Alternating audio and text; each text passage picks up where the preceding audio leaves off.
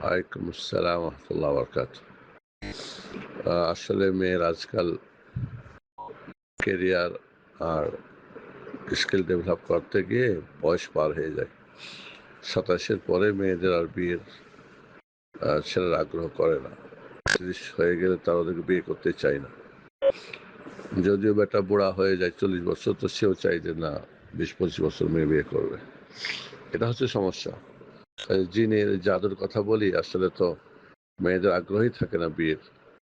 ছেলেদের 30 পার হলেও আগ্রহ থাকে না। এটাকে জাদু মন্ত্র বলবো আমরা নাকি বলবো? নিজেই তো জীবন ধ্বংস করছে। যাই হোক, তারপরেও যদি কোনো জাদু থাকতে পারে, কোনো হাসাদ থাকতে পারে, ব্ল্যাক ম্যাজিক থাকতে পারে, সেটা কাটার দোয়া করতে হবে। পাশাপাশি খুব সিরিয়াসলি বিয়ে চিন্তা করতে হবে। সবকিছু শর্ত মিলবে না। কিছু তো ছাড়ছুড় দিয়েই বিয়ে করতে হবে। তো সেক্ষেত্রে সবচেয়ে বড় আমল হলো যে না, বিয়ে করতে হবে একটা ভালো ছেলে পেলেই। এত সবকিছু হিসাব করা যাবে না। ঠিক আছে? তো এছাড়াও আল্লাহ রাব্বুল কাছে দোয়া করবে। আমল বলতে কি, দোয়া করবে আল্লাহর কাছে যে আল্লাহ সহজ করে দাও।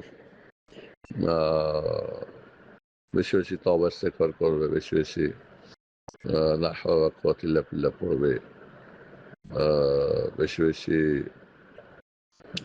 আল্লাহর কাছে কাঁদবে, বলবে আল্লাহ তুমি সহজ করে দাও, উত্তম সঙ্গ করে দাও। আল্লাহ সহজ করে দেবেন ইনশাআল্লাহ। আমল বলতে সেটা দান সদকা করতে পারে, দান সদকা, বালা মুসিবত দূর হয়, আপদ বিপদ দূর হয়, সেটাও হতে পারে। এবং উপযুক্ত জায়গাতে বলতে হবে যারা হয়তো একটা ভালো ছেলের ব্যবস্থা করতে পারবে। মোট কথা সিরিয়াস হতে হবে, তাইলেই হয়ে যাবে ইনশাআল্লাহ। আল্লাহ সহজ করে দেবেন, আল্লাহর কাছেও বলতে হবে। ওয়ালাইকুম আসসালাম রহমতুল্লাহ বরকাত। যদি কোরআন এরকম হয়ে যায়, পুরাতন হয়ে গেছে, মুছে গেছে, ছিঁড়ে ফেটে গেছে, সেটাকে পুড়িয়ে দেওয়া যায় যাচ্ছে। তো আমাদের জনগণ তো এটা বুঝে না। একে পুড়িয়ে সেই ছাইগুলো পুরো পানির মধ্যে ফেলে দিলে হবে, বা যেখানে কোনো মানুষ হাঁটাহাঁটি করে না সেখানে ফেলে দিলে হবে। ওসমান রাদিয়াল্লাহু আনহুর যুগে এটা করা হয়েছিল। জায়েজ আছে, তবে আমার দেশের সমাজ এটাকে বুঝে না, এবং আমার দেশের তো মাযহাবের ফতোয়া ভিন্ন, বা শিয়া রাফিজিদের ফতোয়া চলে। হানাফি মাযহাবে অনেক শিয়া রাফিজিদের ফতোয়া আছে। ফতোয়া আলমগীর যেটা, সেটা তো এইসব শিয়াদেরই ভাবাপন্ন ওলামাদের দ্বারাই লেখা। তো এই জন্য এটাকে পুড়িয়ে ছাই করে ফেলে দেওয়া যাবে ইনশাআল্লাহ, কোনো সমস্যা নেই। ওয়ালাইকুম আসসালাম রহমতুল্লাহ বরকাত। এক জেলা থেকে আরেক জেলা যাওয়ার কোনো অনুমতি নেই, বাড়ি থেকে বাইরে যাওয়ার অনুমতি নেই। বাড়ির ভিতরে যদি হয়, অথবা নিজের বাড়ির পাশেই এবং ফিতনামুক্ত, এবং কোনো গোমরাহ দল যদি না হয়। কারণ আমাদের দেশে অনেক গোমরাহ দল আছে, তাবলিগি দল, জামাতি দল, বিভিন্ন দল, বা বেদাতি দল। গোমরাহ বা বেদাতিদের দাওয়াতে যাওয়া যাবে না, অংশগ্রহণ করা যাবে না। কাজে এক জেলা থেকে আরেক জেলা, বা এক বাড়ি থেকে আরেক বাড়ি, এখান থেকে ওখান না, বা স্বামীর অনুমতি ছাড়া বের হওয়া যাবে না, জায়েজ নেই। আবার এক জেলা থেকে আরেক জেলা যেতে হলে তো আপনাকে মাহরাম পুরুষ লাগবে, সেখানে মাহরামও নেই। এগুলি কিছু বেদাতি জামাতি দল আছে যারা এগুলি করে থাকে, এটা জায়েজ নেই, সম্পূর্ণভাবে নিষিদ্ধ। ফিতনা আশঙ্কা বেশি রয়েছে। ওয়ালাইকুম আসসালাম রহমতুল্লাহ বরকাত। ছেলে যদি দিনদার পরেজগার হয়, সহি আকীদার হয়, আর হয়তো অর্থনৈতিকভাবে খুব একটা সচ্ছল না, এটা আবেগী ব্যাপার, এটা ধর্মীয় ব্যাপার, দিনী ব্যাপার, ইমানি ব্যাপার। রাসূল সাল্লাল্লাহু আলাইহি ওয়াসাল্লাম বলছেন, ইযা জাআকুম মিম্মান তারজাউনা দীনাহু ওয়া খুলুকাহু ফাযাওবিজুহু। যে দিন থাকে, তার চরিত্র থাকে, তার সঙ্গে বিয়ে দিয়ে দাও। না দিলে অনেক বড় ফিতনা হবে, বিপদ হবে, বিপর্যয় হবে। যদি এটা আবেগ না, এটা দিনের ব্যাপার। তবে ছেলে কর্মঠ কিনা, তার ভবিষ্যৎ কি এমন, নাকি অকর্ম, খালি নামাজ পড়ার মসজিদে গিয়ে সুফি হুজুর বসে থাকে, সেটা তো না। দিন বলে না যে তুমি পা হাত গুটিয়ে বসে থাকো, দেখতে হবে তার অবস্থাটা কি। ওকে, বারাকাল্লাহ। ওয়ালাইকুম আসসালাম রহমতুল্লাহ বরকাতুহ। একজন স্ত্রীর ব্যাপারে সকল সিদ্ধান্ত কে নেবে, স্বামী না স্বামীর বাবা মা?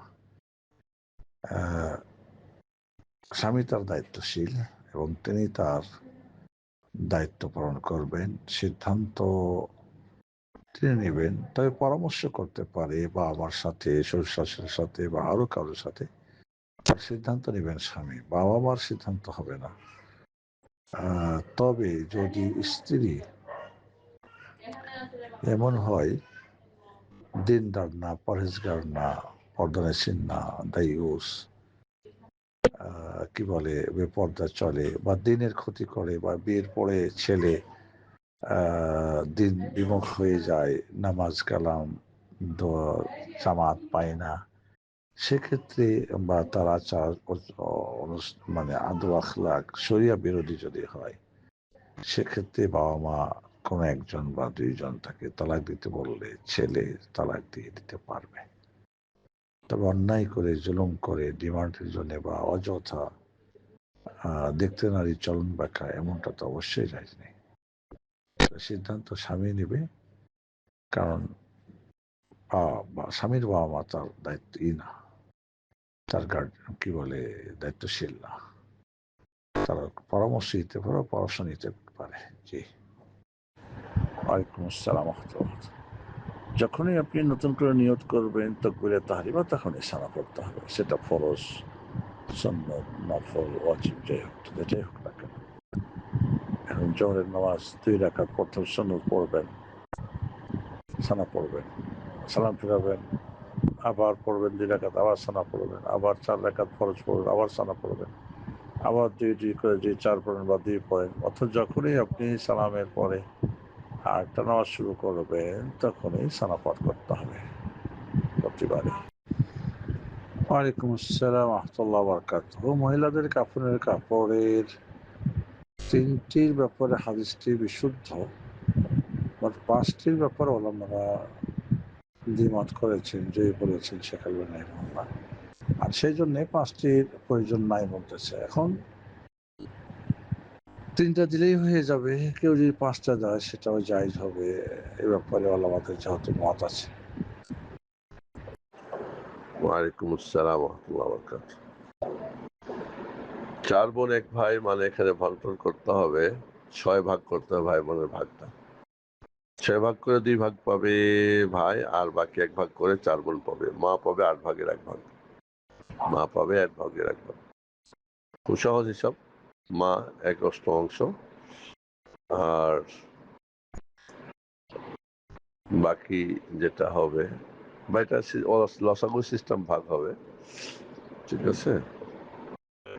মার ভাগের 1 ভাগ পাবে, আর বাকিটা 6 ভাগ করলে ভাই ডবল পাবে, আর বোনরা 1 করে পাবে। খুব সহজ বলটক দিয়ে। ওয়ালাইকুম আসসালাম ওয়া রাহমাতুল্লাহি ওয়া বারাকাতুহু। প্রেগনেন্ট অবস্থায় খাস কোনো আমলের কথা হাদিস কোরআনে পাওয়া যায় না, যেগুলি বলা হয় সেগুলির কোনো দলিল নেই। বাট শারীরিক সুস্থ থাকার জন্যে গাইনি ডাক্তারের পরামর্শ নেওয়া, খাওয়া, ঘুম, রেস্ট, চলা, হাঁটাহাঁটি করা ইত্যাদি ব্যাপারটা খেয়াল রাখা। তবে এই সময় ভালো আমল করলে সেটা বাচ্চার উপর প্রভাব পড়তে পারে। সেজন্যে যতটুক ভালো আমল, 5 ওয়াক্ত সালাত, পর্দা প্রশিদা করা, হালাল খাওয়ার ব্যাপারটা খুবই গুরুত্ব।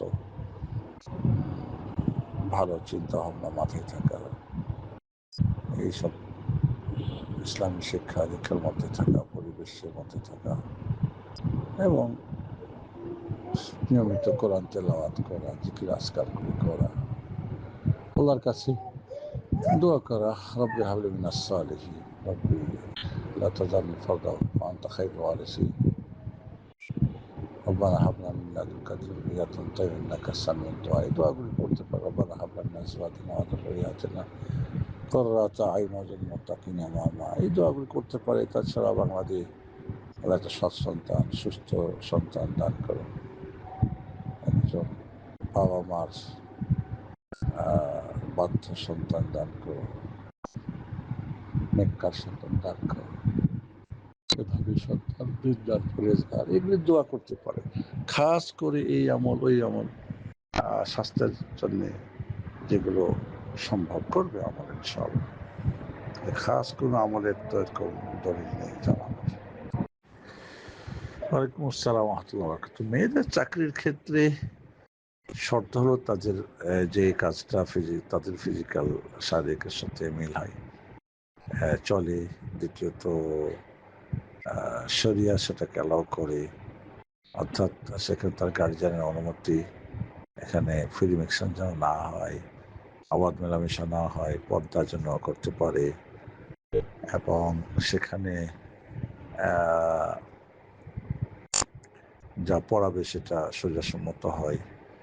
ইসলামিক স্কুল যদি হয় আর সেখানে মেয়েদের আলাদা স্কুল হয় বা ছোট বাচ্চারা হয়, আর সেখানে যদি কোনো ফিতনা আশঙ্কা না থাকে, তাহলে জায়েজ আছে ইনশাআল্লাহ।